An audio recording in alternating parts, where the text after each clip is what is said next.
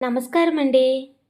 ఇప్పుడు మనం జి. రేణుకాదేవి గారు రచించిన పని మనిషి అనే ఒక చక్కటి కథని వినేద్దామండి. సాయంత్రం 5 గంటలు అవుతూనే పని ముగించి ఫైలు కట్టేసి బయటపడే ఆఫీస్ ఉద్యోగులు ఆ రోజు ఏదో మీటింగ్ ఉండడంతో ఇంకా అందరూ ఆఫీసులోనే ఉన్నారు. 5:30 అవుతూ ఉండగా మీటింగ్ ముగించి అందరూ బయటపడ్డారు. మీటింగ్లో తీసుకున్న ఏవో కొన్ని నిర్ణయాల వల్ల అందరి మొహాలు సంతోషంగా ఉన్నాయి. ఇంకా ఆ విశేషాలతోనే కాసేపు కాలక్షేపం చేయడం కోసం అందరూ క్యాంటీన్ వైపు కదిలారు. కానీ సుధాకర్ మాత్రం వాచి చూసుకుంటూ వేరే దిశగా కదిలాడు. కాసేపు రాకూడదు, క్యాంటీన్లో కూర్చుందాం అన్నాడు కొలీగ్ సుధాకర్ను ఉద్దేశించి. సారీ, నాకు పనుంది, త్వరగా వెళ్ళాలి అంటూ వేగంగా స్కూటర్ వైపు నడిచాడు సుధాకర్. అతన్ని ఎందుకు పిలుస్తావోయ్? ఆఫీస్ వదిలాక అరక్షణం ఆలస్యం చేయకుండా స్కూటర్ ఎక్కుతాడు, అలాంటిది ఈరోజు అరగంట ఆలస్యం అంటూ మరో కామెంట్ని, ఆ కామెంట్కి గొల్లుమన్న నవ్వుల్ని పట్టించుకోకుండా స్కూటర్ స్టార్ట్ చేసి వేగంగా పోనిచ్చాడు సుధాకర్. వీళ్ళకేం అర్థమవుతుంది నా బాధ? అరగంట నుండి నా కోసం ఎదురు చూస్తూ ఉంటుంది లక్ష్మి. నేనింకే మాత్రం ఆలస్యం చేసినా తను వెళ్ళిపోతుంది. తను వెళ్ళిపోతే అమ్మో అనుకున్నాడు. అరగంటలో ఇల్లు చేరాడు సుధాకర్. గుమ్మం మెట్ల మీద కూర్చొని అసహనంగా ఎదురు చూస్తుంది లక్ష్మి. ఆమెని చూడగానే అమ్మయ్యా ఉంది, ఇంకా నయం వెళ్ళలేదు అనుకొని కాస్త కుదుటపడ్డాడు. మళ్ళీ అంతలోనే తన ఆలస్యంగా వచ్చినందుకు ఏమంటుందోనని మనసులో లాగసాగింది. ఏంటి బాబుగారు ఇంత ఆలస్యం చేశారు? గంట నుంచి ఎదురు చూస్తున్నాను. ఇంక చూసి చూసి వెళ్ళిపోదాం అనుకుంటూ ఉండగా మీరొచ్చారు విసుగ్గా అంది లక్ష్మి. ఆఫీస్లో మీటింగ్ ఉండి ఆలస్యమైంది లక్ష్మి, సంజయ్షీగా చెప్పాడు త్వరగా తాళం తీయిస్తూ సుధాకర్.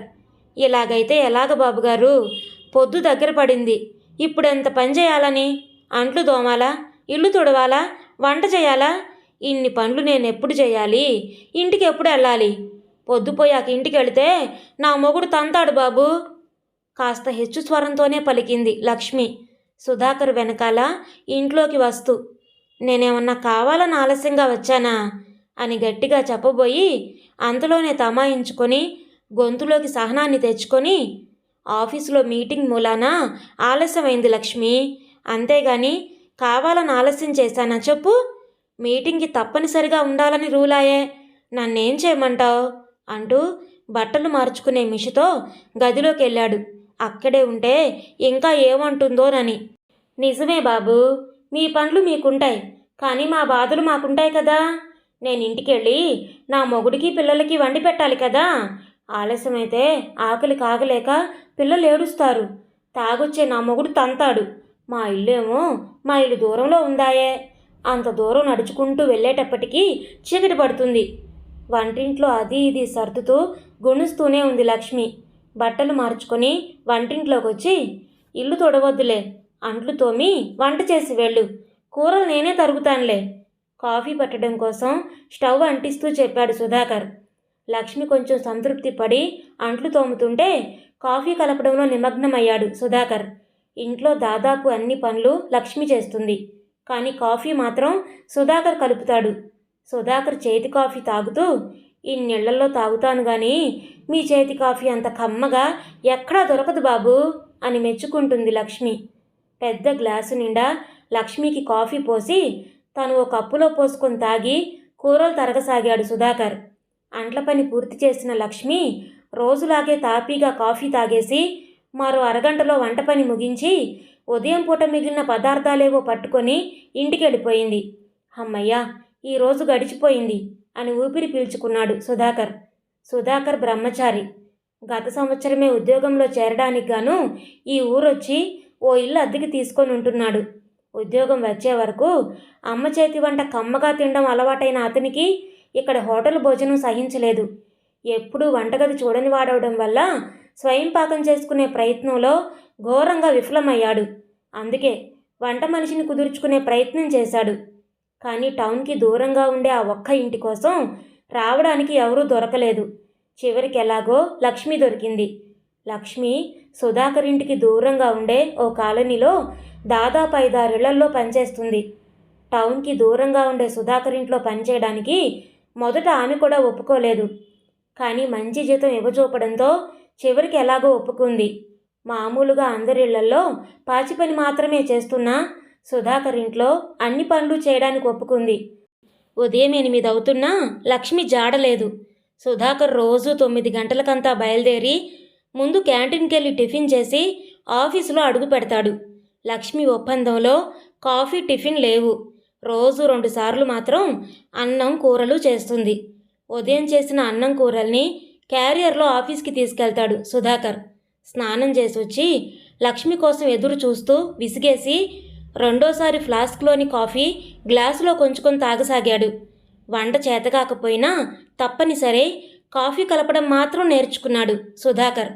కాఫీ తాగడం ముగించేసరికి లక్ష్మి వచ్చింది. ఏంటి లక్ష్మి, ఇంత ఆలస్యం చేశావు? అసహనంగా ప్రశ్నించాడు సుధాకర్. మా పిల్లాడికి ఒంట్లో నలతగా ఉండి ఒకటే సతాయిస్తున్నాడు. వాణ్ణి సముదాయించి వచ్చేటప్పటికి కొంత ఆలస్యం అయింది బాబు చెప్పి వంటింట్లోకి వెళ్ళి ఫ్లాస్క్లోని కాఫీ వంపుకొని తాగసాగింది. 8:30 కావస్తోంది. త్వరగా వంట కానివ్వకూడదు? అదే అసహనం అతని గొంతులో. చేస్తాను బాబు, పొద్దుట్నుంచి గొంతులో ఏమీ పడలేదు. కాస్త ఈ కాఫీ గొంతులో పోసుకొని పనిలో పడతాను తాపీగా చెప్పిందామె. 2 రోజుల నుండి ఇల్లు తుడవలేదు. మాసిన బట్టలు కూడా చాలా ఉన్నాయి అని ఇంకా ఏదో అనబోతున్నా సుధాకర్ మాటలకు అడ్డుపడి, నన్నేం చేయమంటారు బాబుగారు, నాకింకా 6 ఇళ్ళు ఉన్నాయి. నాకు వీలు కాదంటే మీరే అప్పుడు బలవంత పెట్టారు. రోజు ఇంటికెళ్ళేటప్పటికీ చీకటైపోతుంది. నిన్న నా మొగుడు ఇక్కడ పని మానేయమని గొడవ చేశాడు అంది లక్ష్మి. ఇంతకంటే నేనేమీ చేయలేను అన్నట్టుంది ఆమె ధోరణి. తను మానేస్తే ఇంకొకరు దొరకరు అనే ధీమా ఆమెలో. ఇంకేమీ అనలేక నోరు మూసుకొని ఉండిపోయాడు సుధాకర్. ఖచ్చితంగా ఏమైనా చెప్తే పని ఎక్కడ మానేస్తుందోనని అతని భయం. లక్ష్మి కాఫీ తాగి గిన్నెలు తోముతూ ఉంటే, నేను కూరలు తరిగితే గాని వంట త్వరగా అవ్వదు అనుకుంటూ కూరల బుట్ట తీశాడు సుధాకర్. అప్పటికి కానీ గుర్తురాలేదు అతనికి బుట్టలోని చివరి కూరగాయలు నిన్నే అయిపోయాయని. అరే, కూరగాయలేమీ లేవే, ఇప్పుడెలా అనుకొని లక్ష్మితో, లక్ష్మి కూరలేమీ లేవు, ఈరోజు పప్పొండు అన్నాడు. అయ్యో, పప్పు అయిపోయి 4 రోజులైంది బాబుగారు చెప్పింది లక్ష్మి. ఏంటి, పప్పు కూడా లేదా? ఇప్పుడెలా? 4 రోజుల క్రితమే అయిపోతే చెప్తే తెచ్చేవాణ్ణిగా. తీరా వండే సమయానికి చెప్తే ఎలా? ఇప్పుడు బజార్కెళ్ళి రావాలంటే అరగంట పడుతుంది. ఇప్పుడంత టైం లేదు కదా. ఈ పూటకి కూర ఎట్లా? కాస్త కోపంగా అన్నాడు సుధాకర్. మొన్నే చెబుదాం అనుకున్నాను, కానీ పనిలో పడి మర్చిపోయాను. నాకెన్ని ఇళ్ళు, ఎన్ని పనులు. అయినా కూరగాయలు ఉన్నాయో లేదో కూడా మీరు చూసుకోకపోతే ఎలా బాబు? అన్నీ నేనే చూసుకోవాలంటే నాకు కుదరదు కదా. ఖచ్చితంగానే చెప్పింది లక్ష్మి. అది తన బాధ్యత కానట్టు అతని బాధ్యతల్ని గుర్తు చేస్తూ మాట్లాడిందామె. ఇంకేమీ అనలేక సహనాన్ని తెచ్చుకొని, సరేలే అన్నం వండు, ఈ రోజుకి పచ్చడితో సరిపెట్టుకుంటాలే అన్నాడు సుధాకర్ నీరసంగా. లక్ష్మి గబగబా అన్నం వండి ఇల్లు తుడిచి బట్టలు సాయంకాలం ఉతుకుతాను, నాకింకా ఇళ్లల్లో పనుంది అంటూ వెళ్ళిపోయింది. మనసులోని చికాకుని అదుపులో పెట్టుకుంటూ అన్యమనస్కంగా తయారై అన్నం పచ్చడి కలిపిపెట్టిన బాక్స్ని బ్యాగులో పెట్టుకొని ఇంటికి తాళం పెట్టి స్కూటర్ ఎక్కాడు సుధాకర్. స్కూటర్ మీద వెళుతూ పని మనిషితో అతని పాటల గురించి ఆలోచిస్తున్నాడు. ఎలాగైనా సరే వీలైనంత త్వరలో పెళ్లి చేసుకోవాలి దృఢంగా నిశ్చయించుకున్నాడు అతడు. నిజానికి ఉద్యోగం వచ్చినప్పటి నుండి అతని పెళ్లి ప్రయత్నాలు జరుగుతూనే ఉన్నాయి. కానీ అతనికి అమ్మాయి నచ్చితే వాళ్ళ నాన్నకి కట్నం నచ్చక, నాన్నకి కట్నం నచ్చితే వాళ్ళ అమ్మకి కానుకలు నచ్చక అతని పెళ్ళి ఆలస్యం అవుతుంది. కొన్ని నెలల తర్వాత ఆ రోజు లక్ష్మి పని ముగించి వెళ్ళిపోతూ, బాబుగారు ఈ నెల జీతం ఇస్తారా అండి అని అడిగింది. సుధాకర్ డబ్బులు తెచ్చిస్తూ, రేపటి నుంచి నువ్వు పనిలోకి రానవసరం లేదు అని చెప్పాడు. అదేంటి బాబుగారు, వేరే పని మనిషిని చూసుకున్నారా ఆశ్చర్యంగా అడిగింది లక్ష్మి. కాదు, రేపు మా ఆవిడ వస్తుంది చెప్పాడు. కించిత్ గర్వం తొణికిసలాడింది అతని గొంతులో. అలాగా బాబుగారు, అమ్మగారు వస్తున్నారా? సంతోషంగా అడిగింది లక్ష్మి. అవును, ఇక నాకు నీ గోల లేదు అనుకున్నాడు మనసులో. అమ్మగారు వస్తే మాత్రం ఏంటి బాబుగారు, తనకు కాస్త పనులు అలవాటయ్యేదాకా నేను సాయంగా ఉంటాను కదా అంది లక్ష్మి. ఆహా, అవసరం లేదు, ఆవిడకి ఇంటి పనులు చేయడం బాగా అలవాటేలే, ఇంక నిన్ను భరించలేను అన్నట్టుంది అతని ధోరణి. అలాగే బాబుగారు, అమ్మగారు వచ్చాక ఓసారి చూడ్డానికి వస్తాను అంది లక్ష్మి. అలాగే చూసి వెళ్ళు అన్నాడు సుధాకర్. కొంచెం బాధగా వెళ్ళిపోయింది లక్ష్మి. మొదట్లో పనికి ఒప్పుకోకపోయినా తర్వాత అక్కడి పని బాగా నచ్చింది లక్ష్మికి. మంచి జీతం, మంచి యజమాని, అందులోనూ అతడొక్కడే గనక పెద్దగా పని కూడా ఉండేది కాదాయే. ఆఫీస్ వదిలాక అలవాటుగా దాదాపు చాలామంది క్యాంటీన్ వైపు కదిలారు. కాఫీ తాగి వెళదాం, రాకూడదు? రాడని తెలిసినా యథాలాపంగా అడిగాడో కొలీగ్ సుధాకర్ని. అతన్ని పిలుస్తావేమిటోయ్, పెళ్లి కాకముందే ఆఫీస్ వదిలాక ఆరక్షణం ఉండేవాడు కాదు, అలాంటిది ఇప్పుడు పెళ్ళయింది అని మరో కొలీగ్ కామెంట్. సుధాకర్ కొంచెం సిగ్గుగా నవ్వి పదండి అంటూ క్యాంటీన్ వైపుకి దారి తీశాడు. అందరూ ఆశ్చర్యంగా సుధాకర్ వైపు చూశారు. సుధాకర్కి ఒక్క క్షణం ఇంటి దగ్గర ఒంటరిగా తన కోసం ఎదురుచూసే భార్య గుర్తొచ్చింది. అయినా పట్టించుకోకుండా అందరితో పాటు క్యాంటీన్ వైపు కదిలాడు. రోజు కంటే గంట ఆలస్యంగా ఇంటికెళ్ళాడు సుధాకర్. అమ్మయ్యా, వచ్చేశారా? ఈరోజు ఇంత లేట్ అయిందేమిటి? అబ్బా, ఎదురు చూసి చూసి విసిగిపోయాను. ఆఫీసులో వర్క్ ఎక్కువైందా అడిగింది వాణి. ఆమె మొహంలో అంతసేపు ఎదురు చూసిన విసుగుపోయి చిరునవ్వు చోటు చేసుకుంది. ఆహా, వర్కేం లేదు, ఫ్రెండ్స్తో మాట్లాడుతూ ఉండిపోయా చెప్పాడు సుధాకర్. నేనిక్కడ ఒంటరిగా విసిగిపోయి మీరెప్పుడొస్తారా అని ఎదురు చూస్తుంటే మీరేమో ఫ్రెండ్స్తో మాట్లాడుతూ ఉండిపోయారా? నవ్వుతూనే అంది వాణి. మాట్లాడక ఆఫీస్ అవగానే బుద్ధిగా భార్యా విధేయుళ్ళ ఇంటికొచ్చేయాలా? వ్యంగ్యంగా అన్నాడు సుధాకర్. అతని గొంతులోని వ్యంగ్యానికి ఆశ్చర్యపోయి, ఇందులో భార్యా విధేయత ఏముంది? నా భార్య పాపం ఇంట్లో ఒక్కరితే ఉంటుంది, వెళ్ళి కాస్త ఆమెకి కంపెనీ ఇస్తాను అనుకోవచ్చు కదా. మీ ఫ్రెండ్స్తో చెప్పే కబుర్లేవో నాకు చెప్పొచ్చు కదా. నవ్వుతూనే అంది వాణి. నిజానికి లేటుగా వచ్చాడని ఆమెకేమీ కోపం బాధ లేవు. అయినా సరదాగా అలా వాదిస్తుంది. బోర్ కొడితే టీవీ చూడు, పుస్తకాలు చదువుకో, అంతేగాని మొగుడిని కొంగున ముడేసుకోవాలని చూడకు. మగాళ్ళు అన్నాక ఎన్నో వ్యాపకాలుంటాయి అని సీరియస్గా చెప్పిన సుధాకర్ మాటలు వాణికి బాధ కలిగించాయి. అతను కొంత సున్నితంగా చెప్తే బావుండును అనుకుంది. తనింకేమైనా మాట్లాడితే అతను మరింక సీరియస్ అవుతాడేమోననుకొని మాట్లాడకుండా ఊరుకుంది. ఆ రోజు సుధాకర్ ఆఫీస్ నుంచి వచ్చేటప్పటికి ఎక్కడికో వెళ్ళడానికి సిద్ధమై గుమ్మం మెట్లు దిగి వస్తున్న వాణిని చూసి ఆశ్చర్యపోయాడు. అతని ఆశ్చర్యాన్ని పట్టించుకోకుండా, ఏమండి, ఎదురింటి పిన్నిగారికి ఒంట్లో బాగలేదు, పాపం ఇంట్లో ఒక్కరితే ఉంది, ఓసారి పలకరించి వస్తాను అని గబగబా చెప్పి హడావిడిగా వెళ్ళిపోయింది. అక్కడ ఇళ్ళు దూరంగా ఉండడం వల్ల వాణికి ఎవరితోనూ పరిచయం లేదు పెద్దగా. కానీ ఎదురుగా ఉన్న ఇంటావిడితో మాత్రం బాగా పరిచయం అయింది. సుధాకర్ ఇంట్లోకి వెళ్ళి బట్టలు మార్చుకొని మొహం కడుక్కొని వచ్చి ఏదో మ్యాగజైన్ తిరగేస్తూ కూర్చున్నాడు. కాసేపటికి మ్యాగజైన్ అక్కడ పడేసి కిటికీ దగ్గర మొక్కల్ని చూస్తూ నిలబడ్డాడు. మళ్ళీ విసిగేసి గదిలో అటు ఇటు పచార్లు చేయసాగాడు. అతనికి చిరాగ్గా అనిపించింది. మంచి కాఫీ తాగితే బాగుండు మనసులో అనుకున్నాడు. మనసులోనే భార్యని విసుక్కున్నాడు. తానొచ్చాక కాఫీ ఇచ్చి ఆ తర్వాత వెళ్ళొచ్చు కదా అనుకున్నాడు. అతని విసుగంతా భార్య తనని పట్టించుకోకుండా వెళ్ళిందనే. అతని చిరాకు పెరిగింది. దాంతోపాటు కాఫీ తాగాలనే కోరిక కూడా తీవ్రమైంది. వీధిలోకి చూశాడు. భార్య వస్తున్న జాడేమీ కనిపించలేదు. ఇక లాభం లేదనుకొని చాలా రోజుల తర్వాత వంటింట్లోకి వెళ్ళి స్టవ్ అంటించి కాఫీ పెట్టాడు. పాత అలవాటు ప్రకారం 2 కప్పులు పెట్టాడు. కాఫీ దించి కప్పులో పోసుకుంటుంటే వచ్చింది వాణి. వచ్చి రాగానే, ఓ, కాఫీ కలిపారా, థ్యాంక్ యూ అంది నవ్వుతూ. ఒళ్ళు మండిపోయింది సుధాకర్కి. ఆమె అలా అనకుండా, అరెరే, కాఫీ కలిపారా, నేనొచ్చి కలిపేదాన్ని కదండి అని నొచ్చుకుంటూ అంటే అతను కొంతైనా సంతృప్తి పడేవాడేమో. ఆమె మాట వినిపించుకోనట్లుగా కిటికీ దగ్గర నిలబడి కాఫీ తాగుతూ మొక్కల్ని చూస్తున్నాడు సుధాకర్. వాణి అతని పక్కనే నిలబడి కబుర్లు చెప్తూ ఓ గుక్క కాఫీ సిప్ చేసి, వాహ్, కాఫీ అద్భుతంగా ఉందండి అంది మెరిసే కళ్ళతో. సుధాకర్ ఆమె మాటల్ని పట్టించుకోనట్లు మౌనంగా ఉండిపోయాడు. అతని మౌనాన్ని, మనసులోని భావాల్ని పట్టించుకోకుండా, ఏమండి, ఇక నుంచి రోజు మీరే కాఫీ కలపండి అంది నవ్వుతూ. ఆహా, ఇక రోజు నేనే కాఫీ కలిపితే ఇక తమరేం చేస్తారో వెటకారంగా అన్నాడు సుధాకర్. అతని నుండి అలాంటి వెటకారాన్ని ఊహించని వాణి బిత్తరపోయింది. ఒక్క క్షణం ఆమెకి ఏం మాట్లాడాలో అర్థం కాలేదు. నేను నేను మిగతా పనులు చేస్తున్నాగా అంది. ఓహో, మీరు పనులన్నీ చేసి అలసిపోతున్నారు కాబట్టి నేను కాఫీ కలపాలా? ఎంత మాత్రం తగ్గలేదు అతని వెటకారం. ఈ పాటికి కాస్త తేరుకుంది వాణి.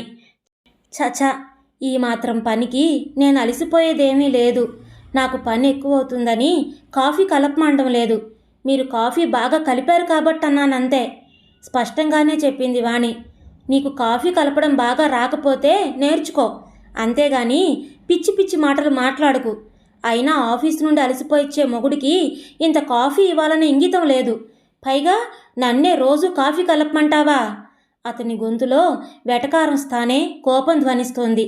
అదేమిటండి, నేనెప్పుడూ మీకు కాఫీ ఇవ్వనట్లు మాట్లాడుతున్నారు? ఈ ఒక్కరోజే కదా మీకు కాఫీ ఇవ్వండి. అది పిన్నిగారికి ఒంట్లో బాగలేదు కాబట్టి వెళ్ళి ఆమె చేత టాబ్లెట్లు మింగించి కాస్త కాఫీ కలిపి తాగించి వచ్చాను. అతను అర్థం చేసుకుంటాడనే ఉద్దేశంతో అలా శాంతంగా చెప్పింది వాణి. ఓహో, ఇంట్లో వాళ్ళని పట్టించుకోవడం చేత కాదు కానీ వీధిలో వాళ్ళకి మాత్రం సపర్యలు చేయడం బాగా తెలుసు. అతను మళ్ళీ వెటకారంలోకి దిగేసరికి వాణికేం మాట్లాడాలో పాలుపోలేదు. అయినా ఓర్పుని కోల్పోకుండా, అదేమిటండి అలా మాట్లాడతారు? ఇరుగు పొరుగు అన్నాక ఆ మాత్రం సహాయం చేయకపోతే ఎలా అంది వాణి. పెద్ద సమాజోద్ధరణకి బయలుదేరావు కానీ ఈరోజు రాత్రికి నాకు అన్నం పెట్టేదేమైనా ఉందా? లేక ఇలాగే వాదిస్తూ కూర్చుంటావా? అసహనంగా అన్నాడు సుధాకర్. ఇక తన ఆ సమయంలో ఏం చెప్పినా పట్టించుకునే స్థితిలో లేడని భావించి లోపలికెళ్ళింది వాణి. చపాతీ కోసం పిండి కలుపుతుంది. తలనొప్పిగా ఉండడం వల్ల రోజులాగా ఉదయాన్నే లేవలేకపోయింది. 7:30 అవుతుంది సమయం. చపాతీ చేయాలి, కూర చేయాలి, సుధాకర్ క్యారియర్ కోసం భోజనం సిద్ధం చేయాలి. అమ్మో, ఇవన్నీ ఎప్పుడు చేయాలి అనుకుంది వాణి. రోజూ చేసే పనే అయినా ఆ రోజు ఒంట్లో బాగాలేనందువల్ల వంట చేయడం కష్టంగా అనిపించింది. ఇంకాసేపు అయితే ఇంకా టిఫిన్ చేయలేదా అని భర్త అడుగుతాడు. అతనికి ఆఫీస్ టైం కూడా అవుతుంది. అందుకే భర్తని సాయం కోరాలనుకుంది. ఏమండి, ఓసారి ఇలా వస్తారా పిలిచిందామె. ఏమిటి? పేపర్లో నుంచి తల తీయకుండానే వంటింట్లోకి వచ్చి అడిగాడు. ఏమండి, మీరు కాస్త బంగాళదుంపలు తరిగి పెట్టకూడదు అర్ధింపుగా అడిగింది. ఏమిటి, నేను కూరలు తరగాల? వింతగా చూశాడు సుధాకర్. ఈరోజు టిఫిన్కి లేట్ అయిందండి. నేను ఈ పిండి సిద్ధం చేసేలోగా మీరు కూరలు తరిగి పెడితే కూర చపాతీ త్వరగా చేసేస్తాను కదండి అంది వాణి.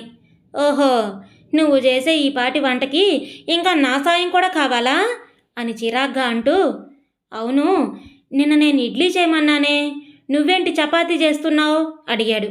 ఇడ్లీ రవ్వ అయిపోయిందండి, నిన్నే మీకు చెప్దామనుకొని మర్చిపోయాను చెప్పింది వాణి నీరసంగా.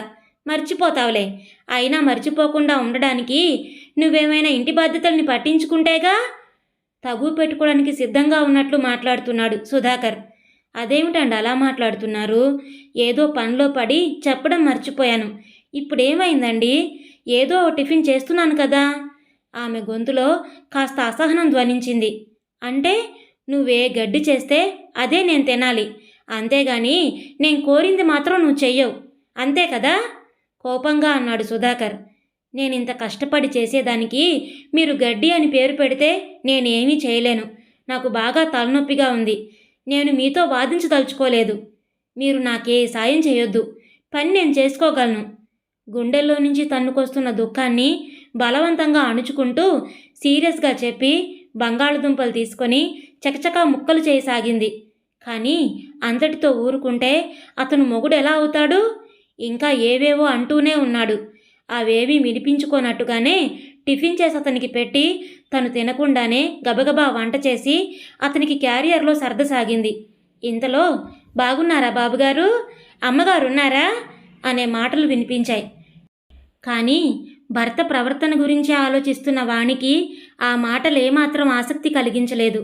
యాంత్రికంగా తన పని ముగించి క్యారియర్ని బ్యాగులో పెట్టి సుధాకర్కి అందించడం కోసం హాల్లోకి వచ్చింది. అక్కడే నిలబడి ఉన్న ఓ నడి వయస్కురాల్ని అనాసక్తిగా చూసింది. భర్త ఆమెతో ఏదో నవ్వుతూ మాట్లాడుతున్నాడు. వాణి అందిస్తున్న బ్యాగుని అందుకుంటూ, వాణి, ఈవిడ లక్ష్మి, నువ్వు రాకముందు, మన పెళ్లి కాకముందు నా పని మనిషి అంటూ పరిచయం చేశాడు సుధాకర్. అతడు పరిచయం చేసిన తీరును చూసి, బహుశా నన్ను నీ స్థానంలో వచ్చిన పని మనిషి అంటూ పరిచయం చేస్తాడేమో అనుకుంటూ లక్ష్మి వైపు చూసి చిరునవ్వు నవ్వింది. అమ్మగారు చాలా బాగున్నారు బాబుగారు అన్న లక్ష్మి మాటలకి ఒక్క క్షణం గర్వంగా చిరునవ్వు నవ్వి, నాకు ఆఫీస్ టైం అయిపోతుంది, వెళుతున్నాను, మీరిద్దరూ మాట్లాడుకోండి అని చెప్పి వెళ్ళిపోయాడు సుధాకర్. వాణి, లక్ష్మి ఒకరి మొహాలొకరు చూసుకున్నారు. వాణికి ఏం మాట్లాడాలో తోచలేదు. లక్ష్మే మాట్లాడింది. నేను అనుకుంటున్నానమ్మగారు మిమ్మల్ని చూడ్డానికి రావాలని, కానీ కుదిరి చావడం లేదు. నేను పనిచేసే 2 ఇళ్ల వాళ్ళు ఊరెళ్ళారు. మిగతా ఇళ్లల్లో గబగబా పని ముగించుకొని ఇటు వచ్చాను అంది లక్ష్మి. అప్పటికీ ఏం మాట్లాడాలో తోచలేదు వాణికి. మీరు కూర్చోండమ్మా, నేనిప్పుడే వస్తాను అంటూ వంటింటికేసి నడిచింది వాణి. లక్ష్మి కూర్చోకుండా వాణి వెనకాలే చొరవగా వంటింట్లోకి వచ్చింది. వాణి టేబుల్ మీదున్న ఎంగిలి కప్పులు, ప్లేట్లు వగైరాలన్నీ తీసి సింకు దగ్గర పడేస్తుంటే లక్ష్మి గబగబా తోమసాగింది. అరెరే, నేను తోముకుంటాను అన్న వాణి మాటల్ని మధ్యలోనే అడ్డుకొని, పర్వాలేదులేమ్మా, నాకు ఇదేమైనా కష్టమైన పనా అంటూ చకచకా తోమేసింది. సుధాకర్ తినగా మిగిలిన చపాతీలని ప్లేట్లో పెట్టి తినమంటూ లక్ష్మికి ఇచ్చింది వాణి. ప్లేట్ అందుకొని తింటూ వాణిని అన్ని వివరాలు అడగసాగింది లక్ష్మి. వాణి తల్లిదండ్రుల గురించి, అన్నదమ్ముల గురించి, అక్కా చెల్లెళ్ళ గురించి లక్ష్మి ఆప్యాయంగా అడుగుతుంటే ఓపిగ్గా సమాధానాలు చెప్పసాగింది. కొత్త కాపురం గురించి ఏవో ప్రశ్నలు అడిగి సుధాకర్ ప్రస్తావన తెస్తూ, బాబుగారు చాలా మంచోరమ్మా, నేను 2 ఏళ్ళు పనిచేశాను, కానీ ఏనాడు బాబుగారు కోపం తెచ్చుకోవడం చూడలేదు. నేను నన్నేనాడు పల్లెత్తు మాట అనలేదు. బాబుగారు ఆఫీసు నుంచి ఆలస్యంగా వస్తే నేను త్వరగా వెళ్ళాలంటూ రొసరొసలాడేదాన్ని. ఇంకా రోజూ సగం పని పాపం ఆయనే చేసేవారు అంటూ పక్కున నవ్వింది లక్ష్మి. ఆమె మాటలు వింటూ ఉందే గాని ఏమీ మాట్లాడలేదు వాణి. మళ్ళీ లక్ష్మి మాట్లాడుతూ, పని మనిషితోనే అంత బాగా ఉన్నవారు ఇంకా భార్యని ఎంత బాగా చూసుకుంటారో కదా అని అంటున్న లక్ష్మి మాటలకి అడ్డుపడి, ఏ పని మనిషిని బాగా చూసుకుంటే మాత్రం భార్యని కూడా బాగా చూసుకోవాలని ఉందా? పెదాల మీదకి బలవంతంగా నవ్వు తెచ్చుకుంటూ అడిగింది వాణి. అదేంటమ్మా అలా అంటారు? పని మనిషినే చూసుకున్నవాడు భార్యని మాత్రం ఎందుకు బాగా చూసుకోడమ్మా ఆశ్చర్యంగా అంది లక్ష్మి. పని మనిషిని బాగా చూసుకోకపోతే పని మానేస్తుంది, కానీ భార్యని బాగా చూసుకోకపోతే భార్య ఏమీ పని మానదుగా. అందుకని భార్యని బాగా చూసుకునే అవసరం లేదు. ఈ ఆడవలేక నవ్వుతూ చెప్పింది వాణి.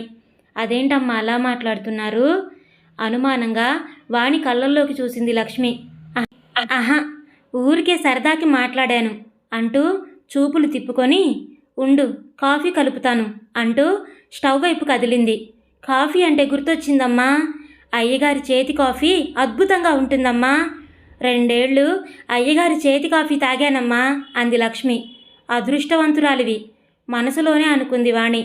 ఆ రోజు సుధాకర్ చేతి కాఫీ తాగిన తర్వాత జరిగిన చేదు సంఘటన గుర్తుకొచ్చింది ఆమెకి. వాణి ఇచ్చిన కాఫీ తాగి ఇంకాసేపు కబుర్లు చెప్పి వస్తానంటూ సెలవు తీసుకుంది లక్ష్మి. లక్ష్మి వెళ్ళిన వైపే చూస్తూ అలాగే ఉండిపోయింది వాణి. ఇన్నాళ్ళు నేను భార్య అంటే పని మనిషి లాంటిదనుకున్నాను.